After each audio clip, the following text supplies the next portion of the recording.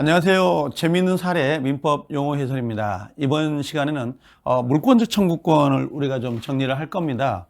물권적 청구권은 지금 89페이지에 있는 우리 용어 사전집인데 굳이 뭐 책이 없어도 듣고 계셔도 될 것 같아요. 자, 그러면 우리가 그 물권법에 가면 가장 많이 이야기를 하고 또 물권법의 첫 번째 문제 51번 문제로 이 물권적 청구권이 배정이 돼요. 그래서 요 근래 한 5년 6년 계속 같은 형태의 물권적 청구권을 내고 있는 것 같습니다. 용어를 잘 정리하고 계셔야 되는데요. 자, 물권적 청구권입니다. 요건 물권이거든요. 물권 그럽니다. 자, 우리가 기본 수업 시간에 요 물권이라는 걸 배우죠. 그런데 자, 물권적 청구권은 어떤 걸 보냐면 요걸 한번 봐볼까요? 자, 우리가 물권적 청구권이다라고 할 때 이렇게 물권이라 그래요. 물권적 청구권 이렇게 이야기를 하죠. 그럼 여기 물권이란 말이 나오거든요. 이 물권은 현재 물권 법정주에 따라서 총 8가지를 가지고 있잖아요. 예를 들면 점유권, 소유권, 지상권, 지역권, 전세권, 유치권, 질권, 저당권이 있는데 자, 우리가 그 많은 게 있어요. 예를 들면 여기 점유권도 우리가 있는 거고 그 다음에 소유권이라는 것도 있죠. 지상권도 있고 지역권도 있고요. 그 다음에 전세권이다라고 하는 부분도 있습니다. 그래서 이렇게 쭉 연결되는 부분인데요. 자, 여기에 따라 뭔가를 청구한다 이렇게 돼 있거든요. 청구권 그래요. 그러면 청구권이라는 것은 누군가가 누군가에게 뭔가를 청구하는 것, 요구하는 것을 우리가 보통 청구권 그래요. 청구권은 반드시 상대방이 있어야 된다는 말이거든요. 그러면 자, 어떤 걸 청구할 거냐 그랬더니 첫 번째는 반환 청구권이라는 게 있어요. 반환 청구권이다. 요게 하나가 있고요. 그 다음에 두 번째는 방해 제거 청구권이라는 게 있습니다. 방해, 그 다음에 제거, 그 다음에 청구권 이렇게 부르죠.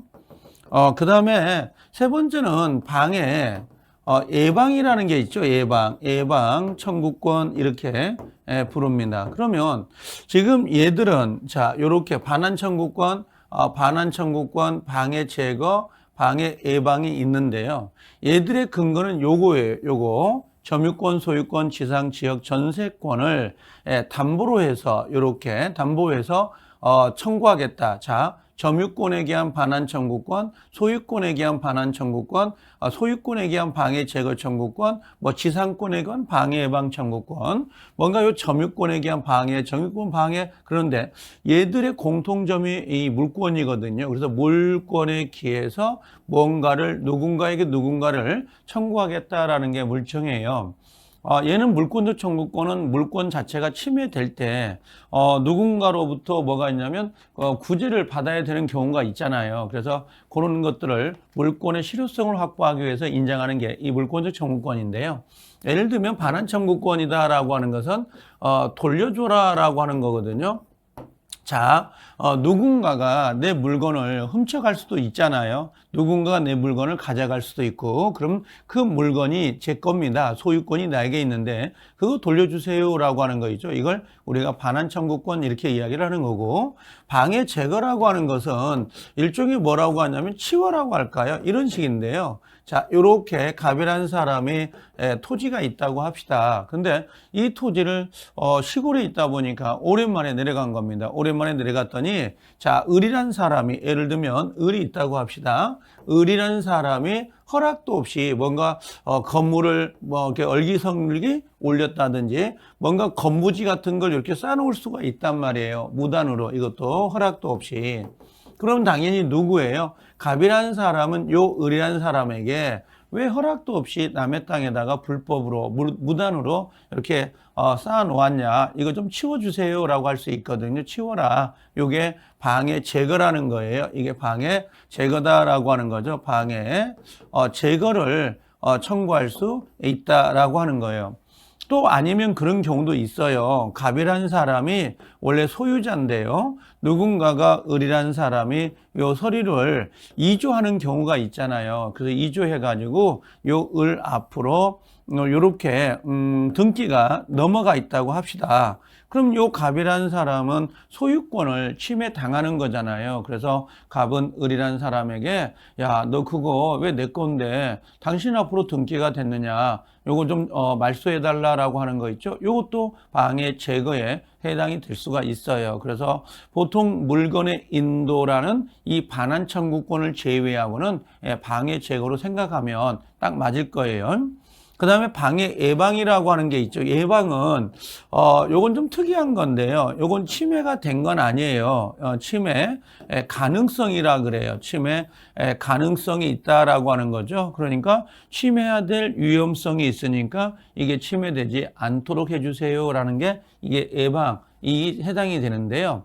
우리가 예를 들면 옆집집하고 나오고 집이 있는데 중간에 담벼락이 있잖아요. 그럼 담벼락이 이렇게 쓰러질 위험성이 있어요. 그러면 요거 쓰러지지 않도록 좀 조치를 해주세요라고 하는 거, 이런 것들이 방해 예방 청구권 같은 거. 여러분들 우리가 그 집이 있는데 가끔 그 공사를 하는 경우가 있잖아요. 단독주택 같은 걸 이렇게 터박이 공사해가지고 공사를 하고 있을 때 옆에 이렇게 프랜카드 같은 거 붙어 있는 경우가 있어요. 공사를 중단해 주세요라고 하는 거. 예를 들면 그 공사로 인하여 내 집이 아직 침해를 당한 건 아니지만 침해 가능성이 있을 수 있잖아요. 금이 갈 수도 있고 또 담벼락이 무너질 수가 있으니까 이런 것들을 함부로 공사를 좀 하지 말아 주세요. 이렇게 뭔가 프랜카드가 걸려 있는 경우가 있거든요. 그런 것들이 일종의 예방 청구권을 행사하겠다라는 의미가 될 수도 있어요. 그래서 보통 이 물권적 청구권은 물권에 기해서 반환 청구권, 방해 제거 청구권,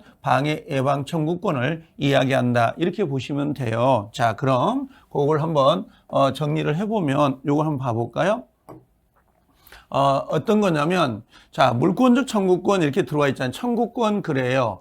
물권에 기해서 뭔가를 청구하겠다라고 하는 겁니다. 물권은 총 8가지가 있는 거고, 자, 물권에 실현이 방해당한다라고 하는 거죠. 방해당한다는 것은 일종의 침해를 당하고 있거나 또는 자, 방해당할 염려라고 되어 있어요. 염려라는 것은 방해가 된 게 아니라 방해당할 뻔했다라고 하는 거죠. 요걸 우리가 뭐라고 하냐면 침해, 요걸 가능성이라 그래요. 가능성 그럽니다. 염려가 있는 경우에 그 제거나 또는 예방을 청구할 수 있는 권리를 말한다라고 돼 있어요. 그래서 물권적 청구권은 약간 특이점이 침해가 되어야만 되는 게 아니라 침해 가능성만 있어도 청구할 수 있는 권리라고 생각하는 걸 기억해 주세요.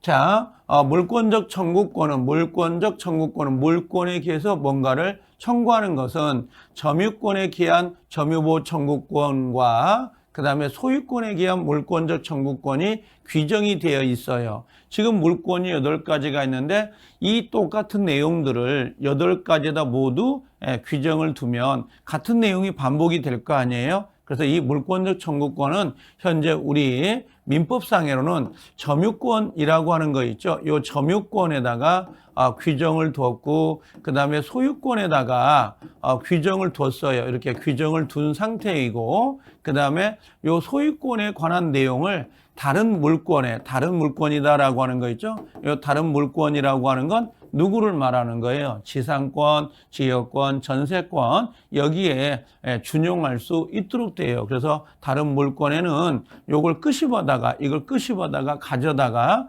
이걸 준용한다라고 하는 거죠. 준용 규정을 뒀다라고 보시면 돼요. 그래서 같은 내용이 반복되는 것을 좀 피하겠다라는 내용이죠. 자, 그래서 각각 규정을 두고 있다, 이렇게 정리를 하시면 될 겁니다. 자, 소유자는 물권적 청구권에 의해서 방해 제거 비용 또는 방해 예방 비용을 청구할 수 없다라고 되어 있는데 이건 나중에 이야기를 할 거고요. 일단 물권적 청구권은 물권 자체가 침해되는 것을 막겠다라고 하는 것, 이런 것들 물권적 청구권 그럽니다. 단지 조심을 해야 될 것은 나중에 본 수업에 나오긴 합니다만 물권적 청구권은 첫 번째가 뭐가 있냐면 지역권하고 저당권이 있어요. 이게 좀 특이점이긴 해요. 그래서 첫 번째는 지역권이라는 게 하나가 있고 그 다음에 저당권이 있는데요. 이 지역권과 저당권은 점유라는 걸 안 해요. 점유라는 걸. 그래서 우리가 반환 청구권이다라고 하는 거 있죠? 이건 없어요. 점유를 해야 반환이 되는데 이 지역권하고 저당권은 점유를 하지 않다 보니까 반환 청구권은 없어요. 그 대신 방해 제거하고 방해 예방 청구권 요 두 가지 있다는 걸 정리해 주시면 될 것 같고요. 또 하나가 특이한 게 뭐냐면 물권적 청구권에서 유치권이 있잖아요. 유치권은 아예 물권적 청구권을 준용한다는 것, 준용한다는 규정이 전혀 없어요. 그래서 유치권에 기한 반환 청구권, 유치권에 기한 방해 제거, 유치권에 기한 방해 예방 청구권이 전혀 인정되지 않는다는 거, 요것도 나중에 가면 처음에 기출이 되거든요. 그래서 지역권하고 저당권은 반환 청구권이 없고 방해 제거와 방해 예방만 있다. 그 다음에 유치권은 물청을 전혀 인정하지 않기 때문에 유치권에 기한 반환 청구권, 유치권에 기한 방해 제거, 유치권에 기한 방해 예방 청구권이 아예 인정되지 않는다. 그래서 요 두 가지는 좀 특이점이거든요. 그래서 요건 기억할 필요가 있다는 거 하나 정리해 둘 필요가 있습니다. 자, 그래서 물권적 청구권을 하나 정리를 했어요. 꼭 좀 기억하고 가셔야 돼요. 우리 시험에서 물권적 청구권은 상당히 중요한 부분입니다.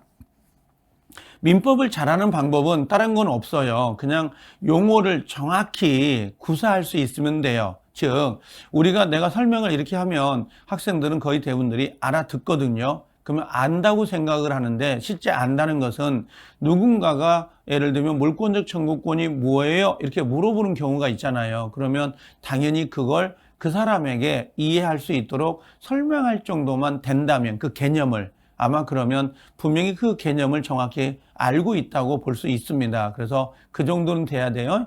들려야 된다는 거, 그다음에 생각을 하고 말할 수 있어야 된다는 거, 이 말할 수까지만 들어온다면 어떤 문장을 읽어도 아마 그 해석이 될 거예요. 민법은 한글임에도 불구하고 느낌상으로 꼭 애국어처럼 느낄 때가 있거든요. 그래서 그런 부분 하나 조심을 할 필요가 있습니다. 자, 하나 더 해볼까요, 우리가? 여기 오면, 자, 여기 어떤 게 있냐면, 물상대위라고 하는 부분 나오잖아요. 물상대위 그러는데요. 자, 이 물상대위, 물건 위를 대신한다, 이런 의미예요. 물상대위인데, 요게 나중에, 담보물권이라는 데 가면 돼요. 물권법에서 유치권하고 저당권을 담보물권이라고 하잖아요. 그 담보물권 중 저당권과 관련된 단어예요. 유치권에서는 물상대위가 아예 안 나와요. 유치권은 점유가 생명인데 점유를 하지 않으면, 점유를 잃어버리면 유치권 자체도 소멸돼 버리거든요. 근데 이 물상대위는 물건 자체를 점유할 때 이 점유를 못한 상태에서 나오는 권리예요. 그래서 이 물상대위는 저당권에서만 문제가 되고 유치권에서 문제가 안 되는데요. 상당히 중요한 부분이에요. 이 물상대위는 저당권에서는 상당히 중요하게 다루는 부분이거든요. 한번 제가 예를 들어보면 이런 거예요. 자, 갑이 이렇게 집을 가지고 있어요. 집을 가지고 있는데 만약에 을로부터요, 돈 1억을 빌려옵니다. 요 1억을 담보물이 있어요. 그래서 여기다가 이렇게 저당을 설정했다고 합시다. 그럼 을이라는 사람은 채권자이면서 저당권자가 되고 요 갑이라는 사람은 채무자이면서 저당권 설정자라고 하는 거죠. 근데 만약에 나중에 누가요? 요 갑이라는 사람이 요 돈 1억 피담보 채권을 변제 날짜에 변제를 해야 되는데 변제를 안 해요. 그럼 변제를 안 하면 요 을이라는 사람은 당연히 요 목적물, 요 집, 부동산을 저당권을 실행한다고 하죠. 경매를 붙여가지고 경락대금에서 어떻게 할까요? 빨대를 꽂아가지고 자기의 피담보 채권을 쪽쪽 빨 거예요. 가져갈 거라는 거죠. 돈을. 근데 문제가 생겼어요. 어떤 문제가 생겼냐면 만약에 요 집이 소실돼 버릴 수 있어요, 없어요? 있어. 예를 들면 멸실이 되거나 또는 뭡니까? 훼손이 돼가지고 경제적 가치가 없다든지 아니면 또는 국가가 수용을 해버린 경우가 있어요. 이렇게. 그래서 멸실되거나 훼손 수용되면 이 저당권자 을은 도저히 이 집을 경매에 붙일 수가 없을 거고 경매를 실행할 수 없다면 저당권자는 아무래도 피담보 채권을 확보할 수가 없게 될 거 아니에요? 그럴 수 있죠. 그래서 이 저당권자는 멸실훼손 수용이 되면서 이 물건의 가치 변형물이라 그래요. 그래서 가치 변형물이 나옵니다. 그럼 가치 변형물이 어떤 거냐라고 했어요. 가치 변형물이 뭡니까? 그랬더니 예를 들면 보상금이나 또는 보험금이 나올 수 있잖아요. 이런 것들. 그럼 보상금, 보험금들을 을이라는 사람이 요렇게 뭐예요? 요걸 압류를 해요. 압류를. 그럼 이걸 우리가 지금 뭐라고 하냐면 요 물건이 없어지면서 가치 변형물이 생긴 거고 저당권자는 자기의 비담보 채권을 확보하기 위해서 이걸 압류하는 거 있죠? 요걸 물상, 물건 위에 대신하겠다, 물상대의라 그래요. 그래서 물상대의는 이 목적물이 반드시 소실되거나 훼손되거나 수용이 돼서 저당권을 실행할 수 없을 때 쓰는 게 물상대위예요. 자, 그럼 여기에 담보물권이라고 돼 있는데요. 정확히는 이게 저당권입니다. 저당권이라고 생각하면 좀 편해요. 저당권, 담보물권의 목적물의 가치가 다른 형태로 바뀐 경우 이걸 우리가 가치 변형물이라 그래요. 가치 변형물이다 그러면 보상금이라든지 그다음에 보험금 같은 거 이런 걸 생각하면 된대요. 이때 담보권자의 이에 대해서 우선 변제를 행사하는 것을 말한다. 담보물권의 목적물이 공용수용이나 수용, 멸실, 훼손 등으로 인하여 그 목적물에 가름하는 금전 기타 물건이나 이게 뭐예요? 보상금이에요. 보상금 기타 권리가 목적물 소유자에게 기속되는 경우에 담보권자가 누굽니까? 저당권자예요. 저당권자는 이들 물건이나 권리에 대해서도 우선 변제를 받을 수 있는 권리를 갖고 있는 이를 행사할 수 있다라고 돼 있죠. 요걸 물상대위 그래요. 그래서 목적물이 수용되거나 멸실, 훼손되고 그에 따라 가치 변형물이 발생이 되고 그 가치 변형물을 저당권자가 압류해서 피담보 채권을 확보하는 과정을 우리가 보통 물상대위 그래요.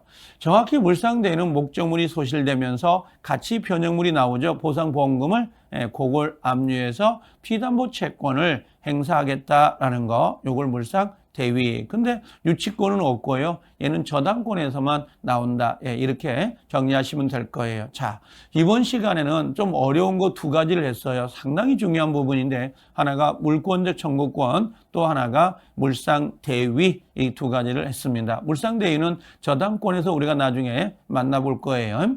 자, 이번 시간 여기까지 정리를 합니다. 자, 고생들 하셨습니다.